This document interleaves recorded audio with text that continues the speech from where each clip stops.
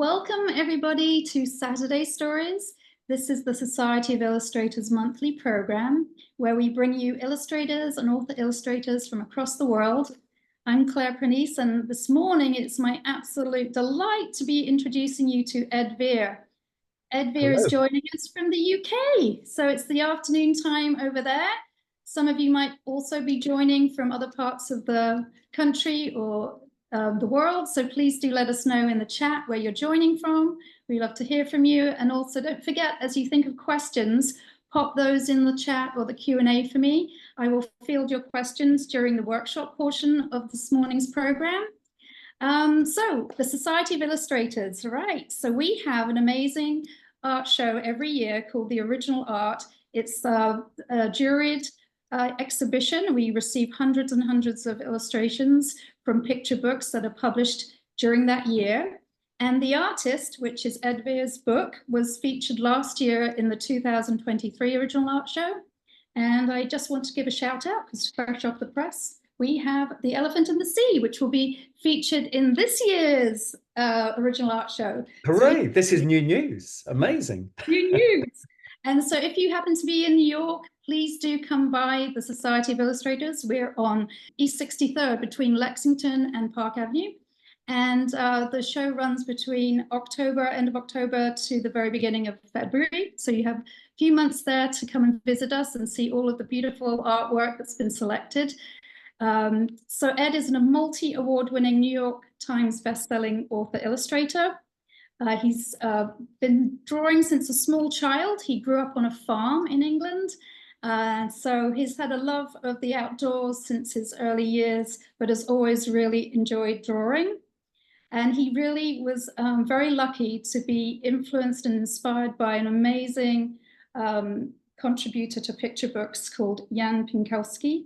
If you aren't familiar with Jan Pinkowski, please do search him up on bookstores, libraries. You can look up online. He's done a huge contribution to the world of picture books.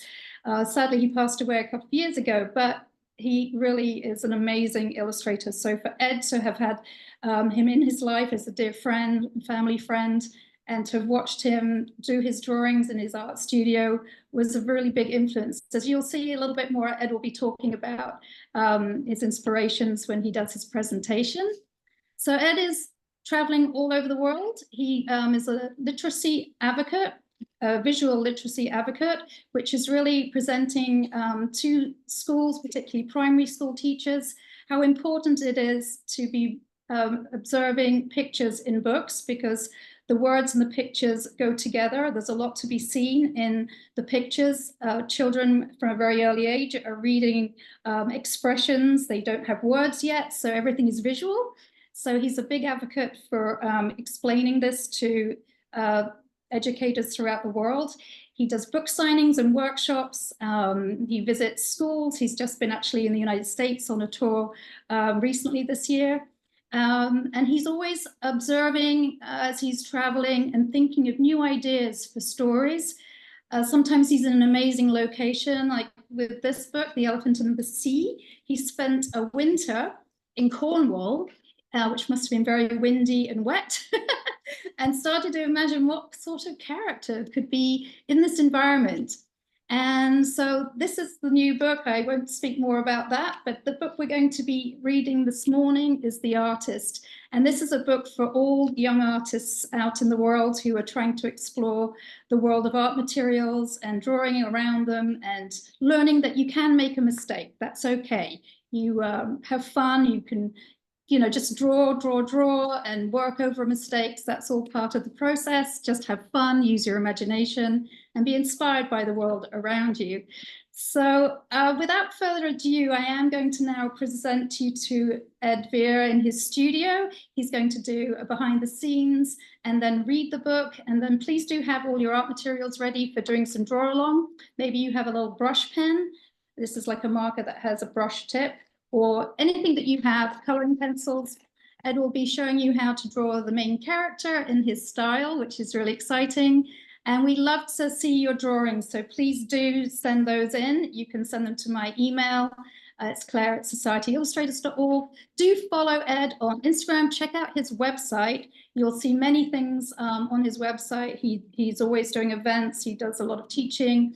And you can see all of the other books. I'm going to do a shout out to a lot of his award-winning books. His very first book won an award, The Getaway. He's done a book series called Max, which is about a black cat and his adventures. That's a little series. What else? We have Grumpy Frog, which is hilarious, and also Mr. Big. We have How to Be a Lion, which I must say is a beautiful book. And this led to Ed being the resident artist for the Born Free Foundation. If you're not familiar with that foundation, it's an amazing foundation. And he went to Africa, to Kenya, and he studied the lions and drew them. So Ed knows very well how to draw all animals realistically, but then he draws them in his character form and gives them their personality and endearing traits. So his books do start with character, and we're going to find out more now. So over to you, Ed. Thank you for joining us this morning. Thank you, Claire. Well, hello, everyone. It is a delight to be with you this morning, but also this afternoon for everyone in England who may be watching, because it's the afternoon here. So it's wonderful to be a guest of the amazing Society of Illustrators, who, as Claire said, well worth a visit. They always have wonderful exhibitions. If you like drawing, it's the place to be. Absolutely. So when Claire asked me if I'd do this, I immediately said, I would love to come and show a bit of my work, read a story, and maybe do some drawing with the audience at home. And as I understand, I think the audience is all ages, and I think we're maybe starting with some 4- and 5-year-olds, maybe some 3-year-olds. Hands up, anyone who's 3? And I don't know, and then going up to then maybe there's some parents, some teenagers. Anyway, this presentation is for all of you. So what I thought I'd do is tell you a little bit about myself. I'll try not to be too boring about it, but maybe talk a little bit about some of the other books that I've done and show you a bit more about them, and maybe tell you something about how I make my books, because it's quite a complicated process sometimes, something that I love. And I thought I'd start off by just, you are actually getting the world first preview of a book that I illustrated. I finished illustrating it earlier this year for an amazing poet in England called Michael Rosen.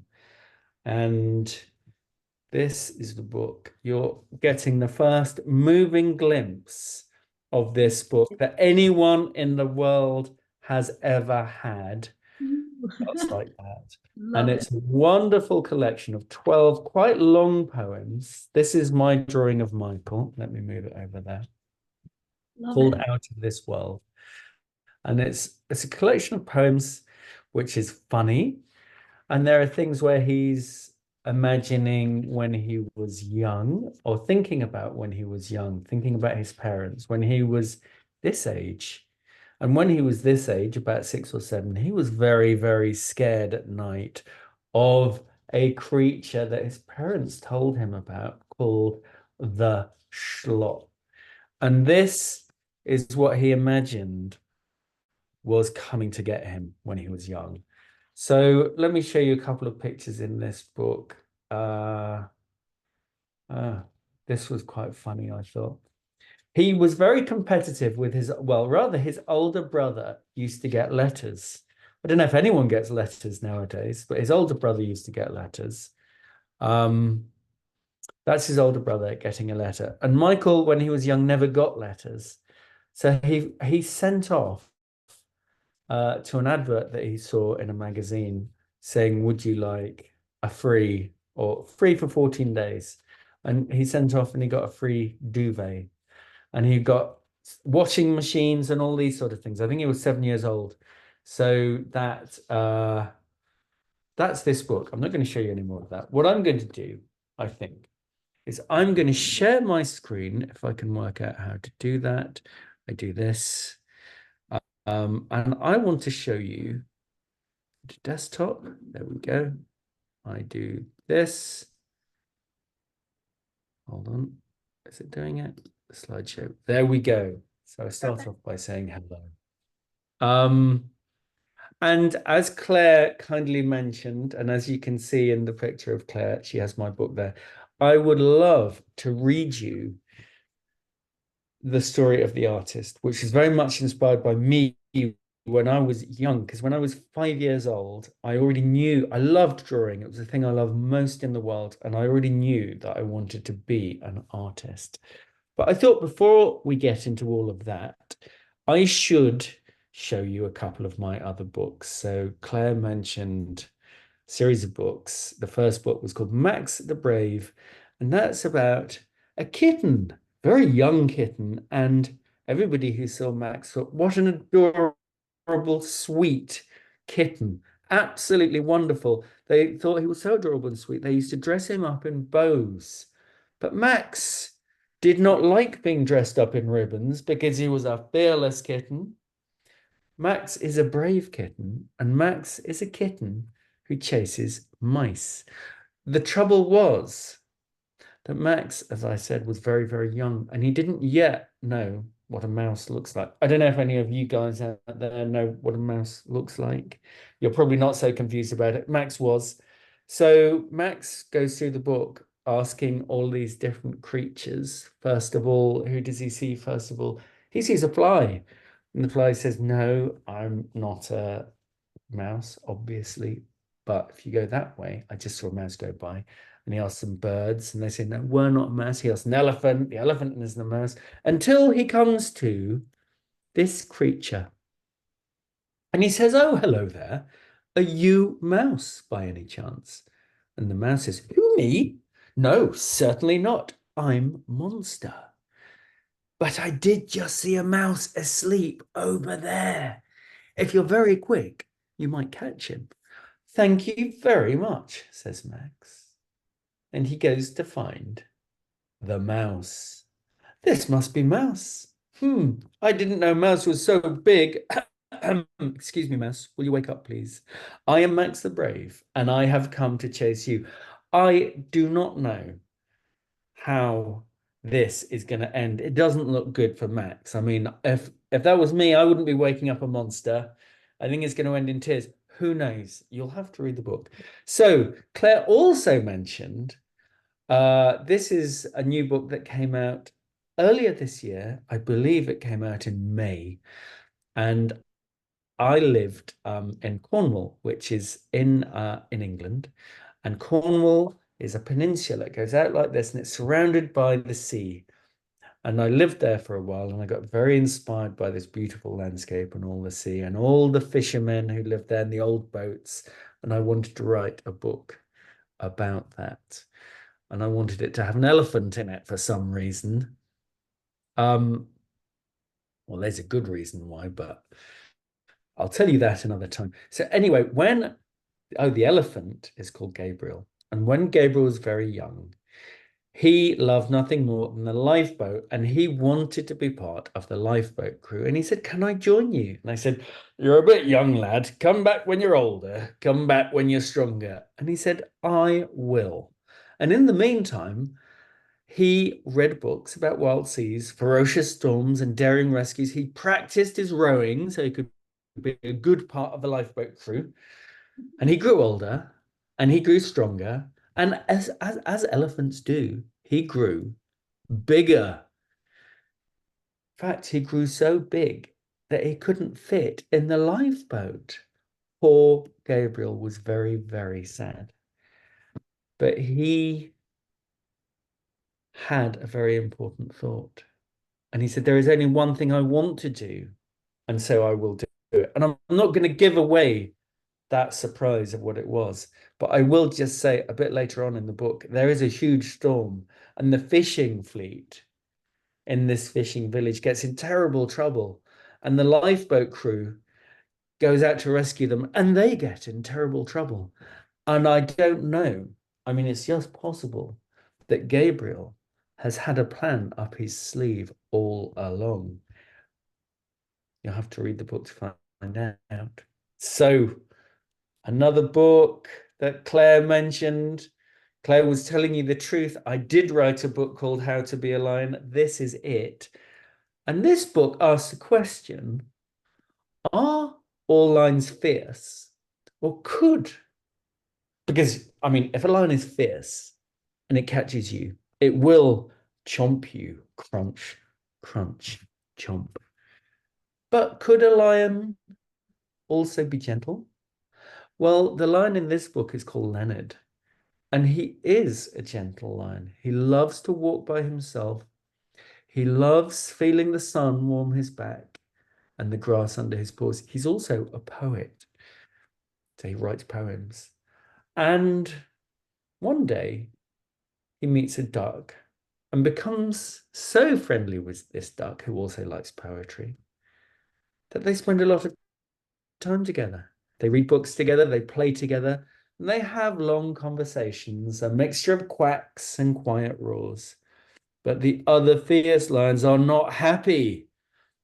We heard you're gentle. We heard you make up poems, but not chomping a duck. You've gone too far. The fierce lions growled and roared.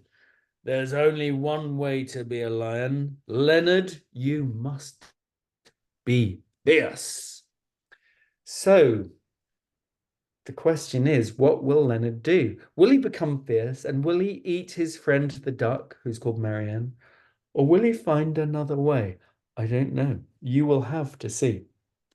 Another book I did, Mr. Big, is about a character who, unsurprisingly, is very big. In fact, he's so big that everywhere he goes, everyone was scared of him and ran away. Everywhere he went, in the cafe, in the swimming pool, and it made him, as you may imagine, made him feel very sad. One day he went for a walk, and all alone in a shop window, he saw a piano. It was alone just like him. So he bought it and he put it on his back and he carried it home, up the steps, into his apartment. And he played the piano. And his music was beautiful because it said everything that was in his soul. All the people who were scared of him because he looked big and scary, outside his apartment, they heard this beautiful music, but they didn't know who was playing it. So that's another story. Oh, and sometimes, you know, when you write a book goes out into the world and things happen. And just after I wrote this book, my favorite band was a jazz trio. And I used to love, I went to see them play a couple of times. And one day I got a message from the pianist of that jazz trio saying, Ed, we like your book. Would you let us do a concert with it? So I said, yes, absolutely. But can I join you? So we did a bunch of concerts called Mr. Big Plays Jazz. And here I am drawing. You're going to see me drawing later. So I had a camera above what I was drawing and then a big screen and everybody could see the drawings and there's a photo of me and the trio. So that's Neil, that's Rex, Neil on the piano, Rex on the double bass and Evan on the drums and me on the pen. So that was like a wonderful thing that happened from doing this book. Now then, what's next? Oh my goodness. I mean, I know it's a multi-age audience, but I don't know if any of you ever get scared. I hope not, because I did once do a scary book. It was called Bedtime for Monsters. And this book asks the question, do you wonder sometimes if there might be monsters? Because imagine that there are monsters. Do you think that possibly a monster like this may be thinking about you? And maybe if it is he thinking about you in an eating you up way? What do you think? I hope not, because as he bicycles bumpily through a dark and terrible forest, bump, bumpety bump, do you think he's smiling because he remembered to pack his knife and fork? What do you think he might do with his knife and fork? I hope he doesn't know where we all live. Oh my goodness. This is a page I like in this book. It says, "You're not scared, are you? Are you? Claire, are you scared?" Oh, it's a little scary.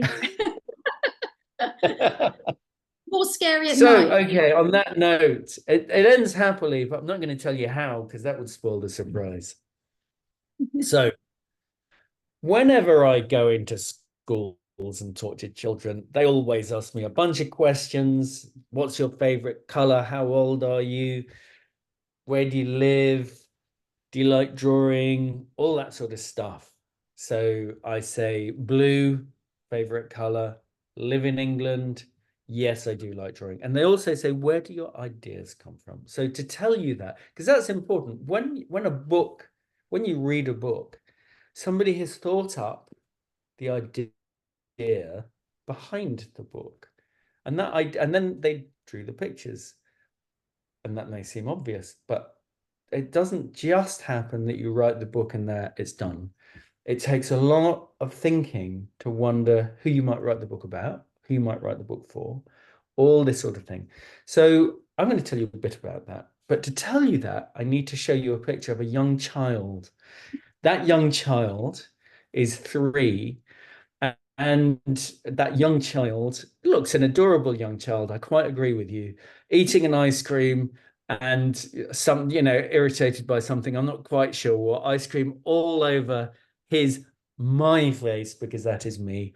I was about 2 or 3 there. When I was 5, as I've said, I loved drawing more than anything else. And I decided I wanted to be an artist, either that or possibly a farmer.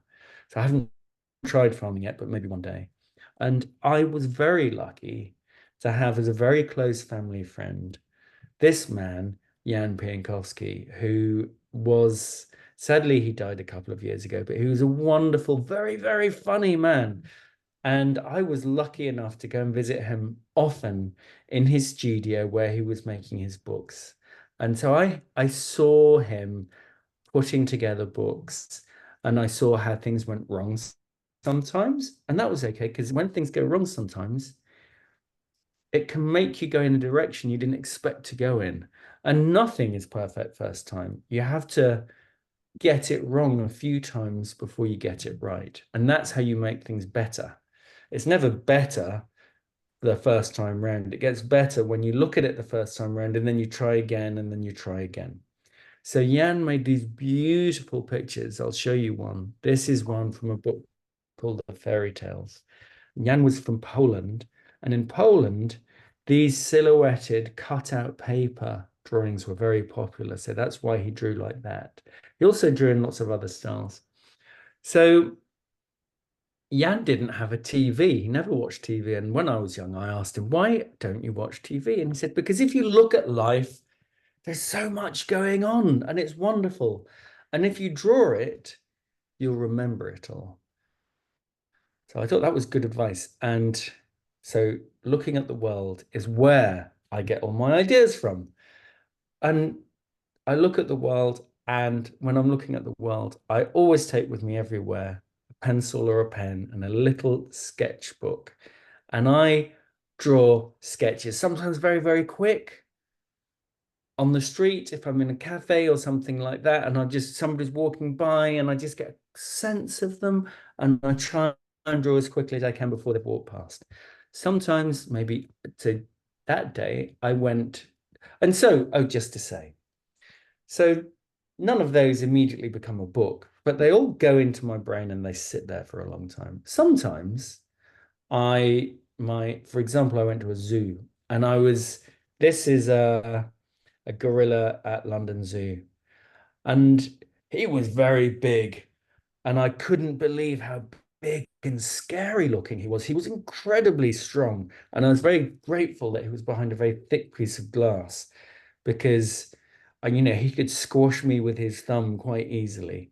But he looked so terribly sad, because gorillas are very shy creatures and they don't like to be looked at by lots of people at all. It makes them sad. And I felt sorry for him. And I thought that was an interesting combination of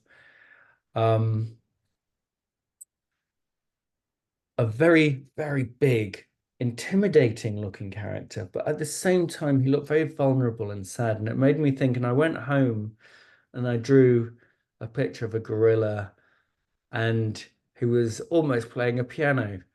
And I thought, oh, there's something in this that could maybe become a book. And that, as I think I just mentioned, became a book called Mr. Big. So sometimes you draw and it directly becomes an idea that becomes a book. But sometimes you just do a lot of drawing. And I love to do a lot of drawing because I love slowing everything down and looking at the world, because the world is a very beautiful place if you look. So this is the daughter of some friends of mine who live in Spain, in Barcelona. She's called Matilda, and I drew Matilda as she was drawing. And this was also in Barcelona, and this was an old lady, very old lady, and she was pushed out. It was one bright spring sunny morning. She had a carer who pushed her out into this little park, and she was watching all the children playing. And she looked so happy watching them. And I thought, here she is at one end of life, and she's looking back at these children, reminding her of herself, maybe, when she was very young and running around and playing. But the fact that they gave her so much joy, I thought was wonderful. And so when you draw something or someone that you see in life, it really makes you think about them. And that's really helpful for getting ideas. So sometimes I draw on the subway in London. This was a guy who had been to a bar, I believe, and was just having a little snooze on his way home. This is a friend of mine who is drawing, and sometimes, I don't know about you, but sometimes when I'm drawing and I'm concentrating, I sort of pull funny faces because I'm trying to get it right. And this is my friend David pulling a funny face, trying to get it right. I just happened to draw him in that moment. Here is a singer in Brazil, where I was a few years ago. And here I also make paintings. Here's an example of one of my paintings. So I asked somebody if they'll sit for me, and maybe they sit for 3 or 4, 5 hours, and I try my best to paint them and capture something about them. I also love to draw animals. Penguins are great fun. Sheep are fun too. But the thing about drawing sheep is they're two things. They're very curious, but they're also very scared. So they get scared easily. So if I were to go and sit in a field of sheep, as I sometimes do, they would all run away, which makes it hard to draw the sheep. So what you have to do, this is like a life lesson. You sit down for a while, and then the sheep forget, they sort of forget about you. And they can see you're not a threat to them because you're just sitting down. And then their curiosity gets bigger than their fear. And they come closer, they come a bit closer, and then you get the chance to draw them. So you see a few more. And here's a photo of some of the sketches I did whilst I was drawing sheep. And then, if you're very quiet, they become curious, really curious about what you're doing. And then they get really close. And I didn't take the next photo, but if I had have done, you'd have seen 15 sheep all around me looking at my drawings. They said, oh, these drawings aren't very good. You could do better. And one of them, I was wearing sandals. One of them nibbled a toe. So that's one of and this is actually a picture. This is a field just outside the house where I grew up when I was a young lad. Yeah. So sometimes sheep, sometimes you saw that I wrote a book called How to Be Alone. Well, after writing that book, I decided it would be a very good thing, if possible, to try and go to Africa, maybe Kenya, and draw lions. And I got in touch with the amazing Born Free Foundation, who do wonderful, wonderful work keeping wild animals living in the wild, because that's becoming increasingly difficult for wild animals. That as more and more humans populate the planet, we start living in the places where the wild animals were living, and we build roads and farms and all of these sort of things. And that sort of makes life very complicated for the wild animals. So Born Free does a wonderful job of trying to make sure that the animals can live in a wild way, and definitely not in a zoo, but so they can be free and wild as they are intended to be. So I found myself in Africa Africa, in Kenya, in a wonderful place called Amboseli, which is a wildlife reserve. Open, completely open, no fences, no nothing. Just next to Mount Kilimanjaro, an absolutely beautiful place. And I went to see the lions, and I went to draw the lions. And this is a lioness. So this is a lioness and a couple of cubs. And this is a lioness who's just had a fairly full meal. And you can tell because her tummy's full. And here is a lioness hunting.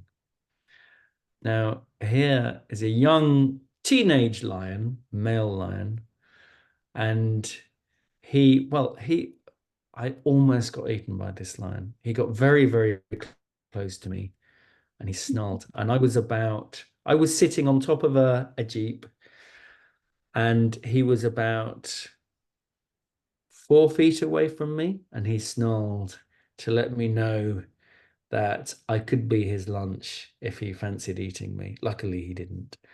So I did a drawing of him and then another one. And what else? Oh, I met a few elephants. What else there? Which was useful when I wanted to draw elephants for Gabriel and the elephant and the sea.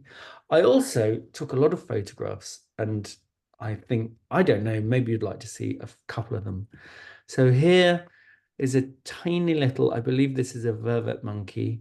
And can you see there's a baby vervet that she's feeding just there?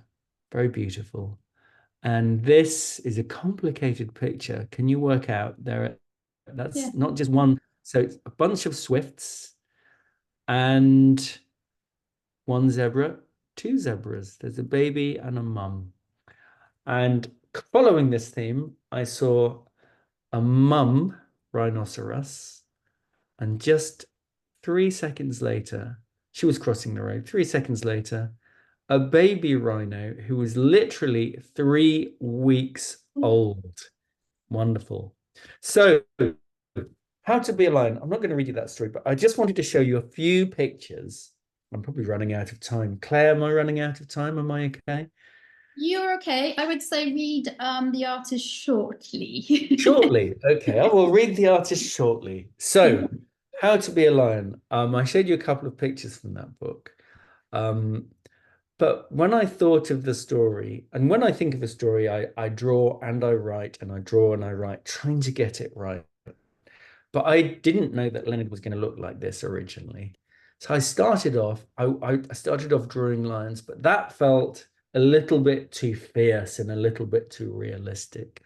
So I tried drawing quite a few lines, and I did thousands of drawings. I'm only going to show you a few, but I wanted to sort of try and understand the essence of a lion so I could then play around and sort of work my way to who Leonard was going to be. So then I went this way and I made him a bit more cartoony, maybe. And then this was getting a bit closer to how he appeared in the book. As you can see, I always love to draw. And you can see just here, if you look at his legs down in the line right at the bottom, I've used something called Tipex. I don't know if it's called Tipex in America. We call it Tipex here. White out. White out. Okay, so trying to adjust the drawing to get the legs in the right way to suggest him sort of being a certain way, like a little bit hesitant, a little bit curious, a little bit shy, because he's a little bit shy. And this felt like a really close drawing to how I wanted him to be. So here's a study drawing for him. Later on in the book, he has to confront the lions and tell them that he actually is a gentle lion and he's not going to be the way they think he should be. Because there's not just one way of being a lion, just as there isn't one way of being a human being. There are many, many ways. So if you're quiet, that's okay. If you're noisier, that's okay. But somebody who's noisy shouldn't tell somebody who's quiet that they ought to be noisy, because that's not who they are. And that's what this book was about. So that's Leonard being strong, telling those noisy, fierce lions, that actually he was going to be friends with this duck because they get on very well together, and there's nothing wrong with that. Here's an early picture of the fierce lions jumping out meanly at a young mouse. And the The artist. artist. The artist. But hold on. Hold on. I'm still not going to read it to you yet. I just wanted to show you a couple of. So the artist took a very, very long time to write. And the first image I had was this. It was a dinosaur walking through a city, and I had a line of text and it said, "There are cities to paint." And I knew I wanted to write a book about people who love drawing, and also about how hard it is sometimes when you love drawing, because you don't always get things right, and sometimes you make mistakes and all of that. So, and when you're grown up and you're an artist, sometimes it's really hard being an artist. It can be hard to make it as your job and earn money and all these sort of things. So it was a book about many different things, but I wasn't quite sure what it was about. And I thought, is it about emotions and how maybe colors can relate to emotions? So I thought, if you're blue, you feel sad, maybe it could be about that. But I also had drawn some pictures of dinosaurs in cities, and I liked something about that. And a few more dinosaurs in cities. I'd also drawn this picture of someone searching for something, and they didn't know what it was, but they were going somewhere in the sea. And I had a huge pile of drawings I'd done, and many different ideas for this book, but I didn't too many different ideas. So I stuck lots of drawings to a wall so I could see them all at once and sort them out and find the arc or the storyline that I wanted to tell. So some of these drawings here, if you look very closely at some of these drawings here, you might see them again in the story that I'm about to read to you. So particularly if you look at this one, can you see that drawing in the biggest drawing on the sheet of brown paper, you can see a dinosaur in a sailing boat and a whale's tail. That might remind you a little bit of that bear out at sea. And this is the finished picture in the book. So it's very close to that. So I guess I should read you a book called The Artist. Shall I read you a book called The Artist? Yes, I shall. Okay. I always have to start by asking, are you sitting comfortably? I hope so. Are you ready? Then I will begin. The Artist by Ed Vere, and I, in case you didn't know, am Ed Vere. In the middle of drawing a drawing, someone asked me, what is an artist? I thought about it for a very long time, and I said, the world is a wonderful place, alive, full of joy and full of beauty. The sun shines and the sky is blue. Sometimes we're too busy to notice it, but artists try to see it all. Here is an artist. She sees the wonder, the joy, and the beauty. She sees it all and makes it into her art. The artist's head is full of colors, full of feelings, full of moods, full of dreams, things imagined and things she has seen, all fizzing, buzzing, bumping together, around and around, turning into ideas and sometimes into art. The artist, who by the way is your age, the artist plays with crayons, paint, and pencils. She dreams as she draws, and her dreams turn into a plan to share her pictures with the world, to show the world as she sees it, its joy and its beauty. And so she must go on a journey far from home Time to hug goodbye the ones she loves. Time to be brave. Do you recognize this picture? The artist arrives in a rushing, bustling city, a busy big place with plenty of space for pictures. The artist begins small at first. Does anybody recognize who? I can see that Claire does. Now, do any of you recognize who the artist is drawing? Looks to me like a lion wearing a pair of glasses at first. I wonder what that lion's called. Could he be called Leonard? I'm not sure. The artist begins small at first, just making sure that people quite like the pictures, I think. Busy people going places slow down and look. They see the artist's world. They like it. The artist paints more. The artist paints bigger. More people come from all over the city, slowing down to see what the artist will paint next. So many people, all watching. So many people, all waiting. Which is when the brush slips. The artist colors outside the lines. Oh my goodness. Oh no, she says. I didn't mean to do that. I think I've made a mistake. And that drawing had been going very well. The artist feels embarrassed. Instead of brave, she feels sad and all alone. I don't want to paint anymore, she says. And so she doesn't. And that's the end of the story. It's a really sad ending, isn't it, Claire? Hold No. on. Wait a minute. Surely, sorry, I've made a mistake. There is a bit more. Sorry, I don't want to paint anymore, she says. And so she doesn't. The busy city people gather round. Please don't stop painting, they say. We love your pictures. A little girl steps forward. Now I have to stop here. Do you see this little girl? Have you seen her elsewhere in this book? If you look on the other page, you can see her just down there near the bottom in a little red dress on a scooter.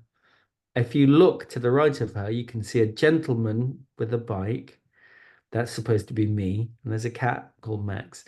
But she appears earlier than that in this book. If I go back, you can see her right at the bottom right-hand corner, just above the text where it says which is when. There she is. And also, here she is with her dad on the way to school wearing a red scarf. So there you go. So a little girl who you have seen before steps forward. Coloring outside the lines doesn't matter, she says. Mistakes are how you learn. Heart is what matters, and your art is full of heart. Please paint again. This artist is brave. She tries again. She forgets about lines. She thinks of the world she knows, alive, its joy and wonder, the sun and the sky, all its beauty, all of its messy beauty. Wild and free, her colors fly. This artist's heart is full. And maybe that is what an artist is, I said. So keep drawing, because maybe you, all of you, are artists too. And here's the last page in this book. And it has a dedication. It has two dedications. It says, to the artists, all of you, keep seeing the beauty and keep going. And it says, in memory of Jan Piankowski, a friend and an artist who always saw the beauty in the world, which is very important. So now I am going to stop sharing my screen, and I hope that I'm going to move over to my drawing space, and hopefully that will become the main image on the screen that you see. Now, Ed, while you're setting up, let me just read to you a few things in the chat. So we have hello from Liliana, who's joining from Guadalajara in Mexico. Well, hello, hola, ¿qué tal? I We love have Guadalajara. I was there about 6 or 7 years ago. Beautiful place. you Hello. travel the world, and people are following you from their locations that you visited. So we also have Lisa from Manchester, England, joining from Ramsbottom. Hey, Lisa. All right, Lisa from Ramsbottom. How's it going? Thank you for joining.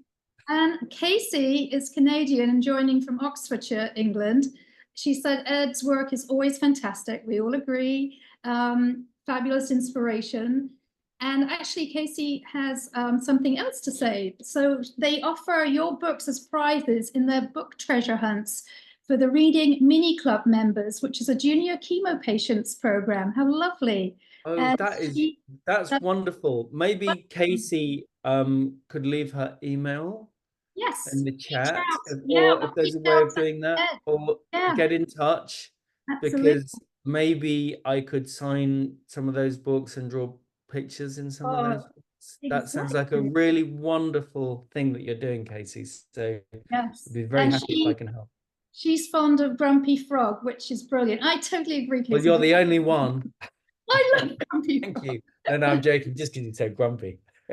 So we have Ruth, who loves The Artist. I know, great book. That's why we picked it. And she actually has a good question. She asks, would it be okay to ask a technical illustration question? How much of your work is done with Photoshop, Illustrator? Do you actually paint on cardboard paper for these illustrations?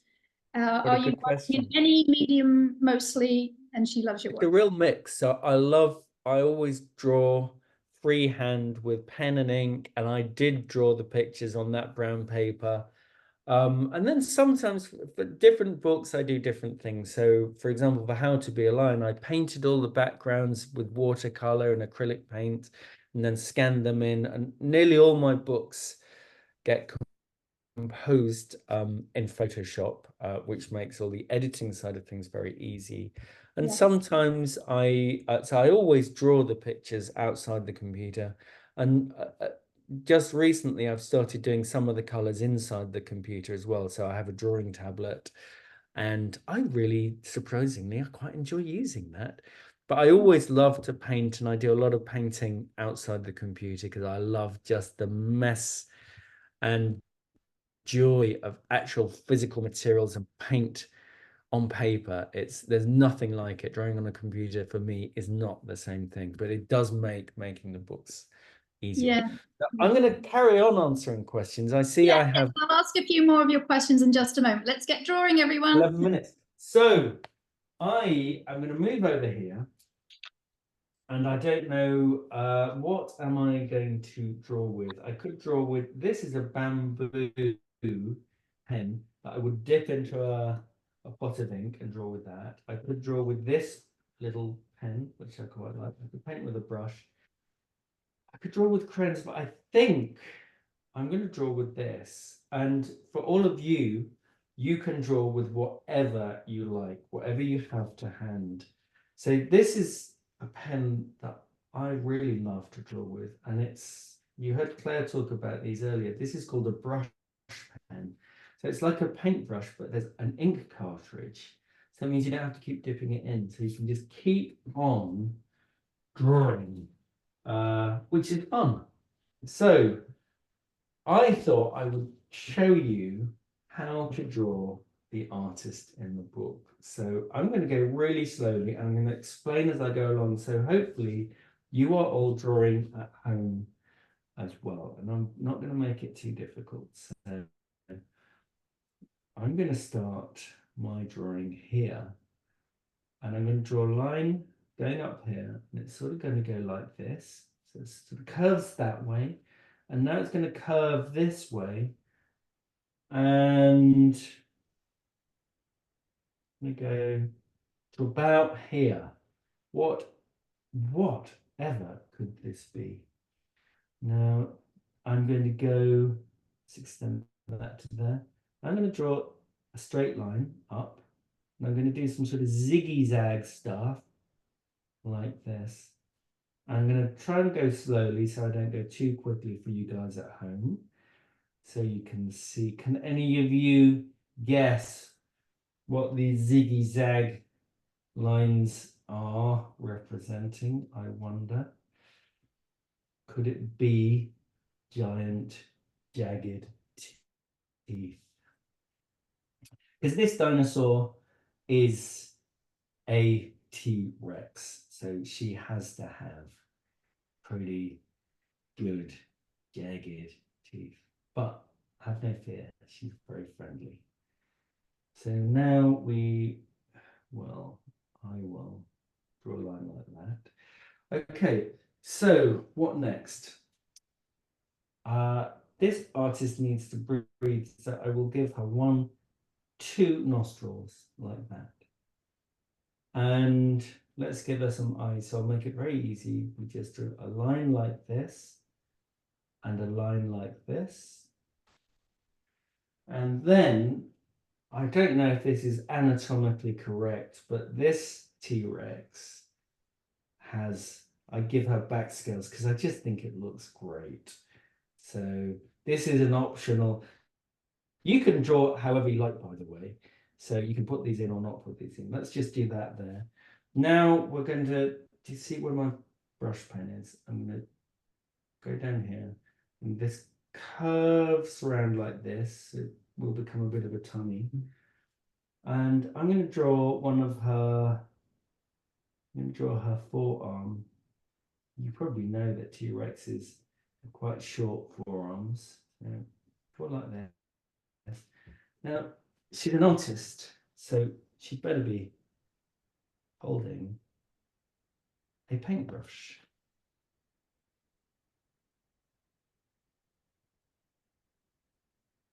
Good. I hope I'm not going too fast. Can you see what I'm doing? So I take this, you recognize that's a paintbrush. So then she's got little claws, 1, 2, like that. Just draw the end of the paintbrush here. And let's see. So let's give her some legs. So we do 1 line there and a foot like this, 3 toes, and we'll just go back to about here. And now I'm going to draw another line coming down like this. And that'll be the other foot. So we're drawing her side on so we see her feet going to the side like this.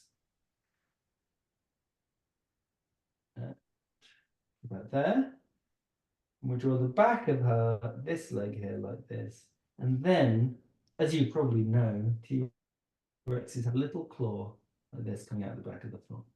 So then, can you see this line here is her tummy, and then that'll sort of go behind this leg and comes out like this, and it forms her tail.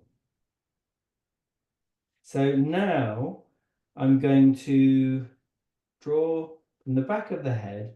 I'm going to draw this line. We're going to make it curve around, curve around, curve around until it joins up with the tail like this. And now we're going to do some more of these back spines or spikes, plates. What would you call them? You can write in the chat if you have a better name for them. I still haven't worked out. I'll let you know what someone says. Yeah. I've got quite a lot of questions pouring in. Are you ready? Excellent. Good. Oh, okay. Well, hold on, let me just. Yeah, I'll let you finish drawing. Yeah. What we'll do is I'm going to draw the other little arm like this, the little claw sort of finger type things. So now is a perfect time. Well, actually, in 1 second it will be. So what I'm going to do, I'm going to quite quickly start colouring her in different colours. And you guys, obviously, you can. I think you should colour her in exactly. See, look, doesn't matter if you go over the lines. Very often, it makes it look better. So I'm going to start colouring her in. But you guys can colour her in however you like. And if you don't have all your stuff with you, you can do it later when all of this is finished. You can carry on your drawing. So whilst I'm colouring in, Claire, you could ask me some of those questions and I will do my best. Hey, yes, we got some excited participants in this audience today. Okay, firstly, I just wanted to go back to an earlier question from Tiago, joining us from Brazil. Yay, welcome. Hi, Tiago. Where in Brazil, I wonder? Yes, you could I tell us. was there too long ago as well. So Tiago has a few questions. One of which is, do you work in any other markets with your illustration other than children's literature? Ah, that's a good question. You know what I should do, Tiago? I got into children's books, so I'm a painter as well. So I work in the art world as a painter, and I make big paintings that people put on their walls sometimes. And I do a lot of, so some of the stuff I showed you earlier was some of the stuff I do. And I got into children's books, but initially I illustrated some greetings cards.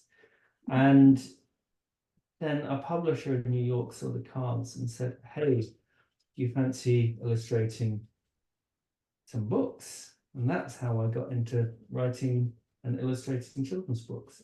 So, but yeah, no, at the moment, no, I don't. But yeah, that's something I'd always be open to do if an interesting project. And a very astute publisher who spotted you, because as I mentioned earlier, Ed has won many, many awards. Amazing. So also, Tiago wanted to know, are you influenced by any comics in your narrative? And do you have any favorite comic book characters? Well, if you look at Ed's table, can you spot a comic book character? There's a little button there with Snoopy. That's Snoopy. I love Snoopy. If you guys don't know Snoopy, get to know him. He's amazing, and that's Peanuts with him. Yes. Yeah, good question. I love comics, and I really used to love comics when I was a kid. I used to read them a lot at school, and I used to get told off at school quite often because I was reading comics in class, not studying. I'm sorry, I wasn't reading comics in class. I was drawing comics in class. But Yeah. I used to love a comic when I was about 12 called 2000 AD. I don't know, with Judge Dredd. I don't know if that exists in America. Yeah, and I do. I look at comics and I really love comics. I think there's some wonderful stuff going on in comics that I absolutely love. If you ever go to France, yes, they have the most amazing comics and the most amazing artists working on those comics. The same in Canada, actually, and obviously all around the world, but those places in particular have amazing stuff. Yeah. Also, some material questions. We had Casey asking, do you outline in pencil ever first? And also, Lisa would like to know, what's your favorite brand of pencil to sketch with? And any recommendations for budding artists? Can you see that? These colored pencils are gorgeous to draw with. Caran d'Ache, Lumina. Yeah. I love if I'm putting some color down, I absolutely love those. They also come in black, so I tend to draw with these a lot. I used to draw with sorry, this is really dusty. I clearly haven't drawn with it a lot, but it's, a Rotring art pen. Yes. They're beautiful. They're lovely to draw with. But yeah, and the thing I draw with all the time, I've done most of my books with this. Can you see this? This is an old-fashioned line pen. So architects used to use these when they're drawing plans. And you move this dial and it opens these. If you want to do a thick ink line, so you dip it in a pot of ink. And if you want to do a thick line, you open that. And then you can draw a thick line. If you want to do a thin line, you close that. And I find it lovely to draw with. and it's the only one I've got, and I don't know where to get another, so I keep it very safely, and try not to let it leave my studio because it's so precious for me. So great question. Yes. Questions, yeah. And then Katie would like to know, how many books do you work on typically at once? One. That's One. quite. Yeah, it's a lot of work. Yes. Yeah. Writing a book occupies a lot of my time when I go. There's an awful lot of thinking, and which is work. And sometimes people might see me at work and imagine I'm not at work because I'm just thinking. You know, that doesn't always look like work, but it is work. Yes, that's what I say to my girlfriend anyway. I'm working. I know it looks like I'm thinking I'm not doing anything, but I am actually working. And what is a typical work day like for you? Question The from nice thing is that they're all so different. So, you know, a work day, it could be going to an art gallery or a museum. I was recently in New York and loved walking around the Metropolitan Museum of Art, just feeling inspired by everything in there, by art from thousands of years ago, the Egyptian and the Greek art, or art that was created just 10 years ago or last year. There's so much inspiring. And that gives me so many ideas. Now, I'm just going to interrupt the questions just to say, I always like to put a bit of a shadow under my characters, because then it looks like they're not floating in space. So I do it like this. Just lightly draw a little shadow in there. And then can you see that now she looks a little bit more like she's standing on the ground. And what color should we have? I'm going to use red. I'm going to put a bit of red paint on the end of her paintbrush. And what I'm going to say to all of you is that you carry on colouring in your dinosaur as you like, in whatever colours you like. Maybe one colour, maybe no colours, maybe loads of colours. Could be in crayons, it could be in paint. But I've got a challenge for you, a task, because this artist obviously loves to look at the world and loves to draw what she sees, and she loves to draw what she imagines. So I'm going to draw a line like this.